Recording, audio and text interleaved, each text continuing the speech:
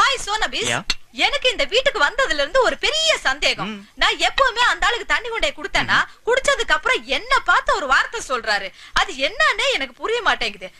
சாதாரணமா Tamil இங்கிலீஷ்னா I understood. இது மலையாளமும் இல்ல.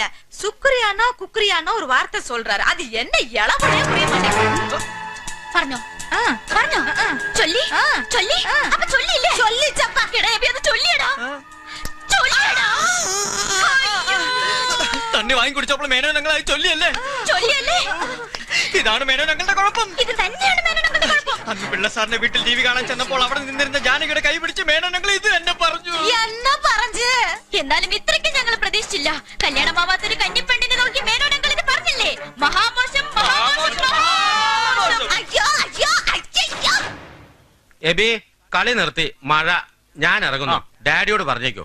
ഓക്കെ. അയ്യോ അങ്ങളെ അതേ മുളകാ ബജി വേണ്ട,